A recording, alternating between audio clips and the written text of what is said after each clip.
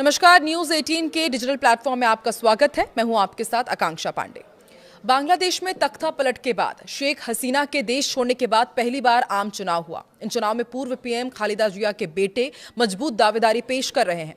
अचानक बांग्लादेश वापसी के बाद उनकी लोकप्रियता और ज्यादा बढ़ गई है। इसके अलावा जमात भी अच्छी स्थिति में है। शेख हसीना की आवामी लीग को चुनाव में भाग लेने से प्रतिबंधित कर दिया गया है। बांग्लादेश चुनाव को भारत एक अलग तरह की उम्मीद और हल्की चिंता के साथ देख रहा है। आमतौर पर भारत किसी पड़ोसी देश के आम चुनाव पर इतनी सावधानी से नजर नहीं रखता। इसका सबसे बड़ा कारण यह है कि इस बार के चुनाव से ऐसे नतीजे आ सकते हैं जिनसे भारत को पिछले करीब 20 सालों से जूझना नहीं पड़ा है। पहली बात, कई सालों बाद बांग्लादेश में ऐसी सरकार बनने जा रही है जिसमें शेख हसीना की पार्टी आवामी लीग सत्ता में नहीं होगी। भारत बांग्लादेश में आवामी लीग की सरकारों के साथ काम करने का आदी हो चुका था, लेकिन अब उसे बिल्कुल नई राजनीतिक हकीकत का सामना करना है। दूसरी बात, भारत बारीकी से यह भी देख रहा है कि क्या तारिक रहमान की अगुवाई वाली बीएनपी अपने दम पर सरकार बना पाएगी या उसे जमाते इस्लामी को गठबंधन में शामिल करना पड़ेगा। लंदन में लंबे वनवास के बाद लौटे तारिक रहमान फिलहाल प्रधानमंत्री पद की दौड़ में सबसे प्रबल दावेदार माने जा रहे हैं। खालिदा जिया की मौत के बाद जब से उन्होंने पार्टी की कमान संभाली है, बांग्लादेश की जनता के बीच उनकी लोकप्रियता का ग्राफ तेजी से बढ़ा है। तारिक रहमान का भारत पर स्टैंड समान सम्मान और आपसी हित पर आधारित है। हालांकि अतीत में बीएनपी का झुकाव पाकिस्तान और चीन की ओर रहा है, लेकिन इस बार तारिक रहमान ने कूटनीतिक संतुलन बनाने की कोशिश की है। वे तीस्ता जल विवाद और सीमा पर होने वाली मौतों को लेकर भारत पर कड़ा रुख अपना सकते हैं, लेकिन उन्होंने ये भी संकेत दिए हैं कि वो अपनी जमीन का इस्तेमाल भारत विरोधी गतिविधियों के लिए नहीं होने देंगे। शफीकुर रहमान, जो कि जमाते इस्लामी के हैं, अमीर शफीकुर रहमान इस बार जमाते इस्लामी के पीएम फेस माने जा रहे हैं। ये पार्टी कट्टरपंथी विचारधारा के लिए पहचानी जाती है।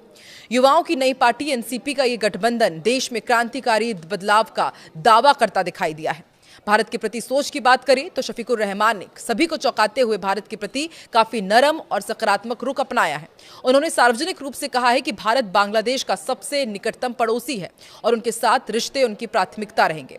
जमात ने हाल ही में भारतीय उच्च आयुक्त से मुलाकात भी की थी, जो इस बात का संकेत है कि वो अपनी पुरानी भारत विरोधी छवि को बदलकर एक जिम्मेदार पड़ोसी के रूप में उभरना चाहते हैं। नाहिद इस्लाम और एनसीपी के प्रभाव के बारे में यदि बात की जाए तो छात्र आंदोलन से निकले नेता नाहिद इस्लाम और उनकी पार्टी एनसीपी सीधे प्रधानमंत्री की रेस में भले ही ना हो, लेकिन वो सरकार बनाने में किंग मेकर की भूमिका निभा सकते हैं।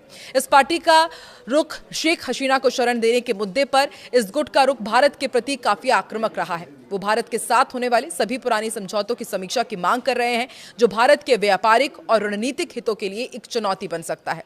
अब आपको ये भी बताते हैं कि बांग्लादेश चुनाव के दौरान भारत के लिए आखिर बड़ी चिंताएं क्या है। वहां पर जो सरकार बनेगी उसने भारत की चिंता क्या बढ़ा रखी है।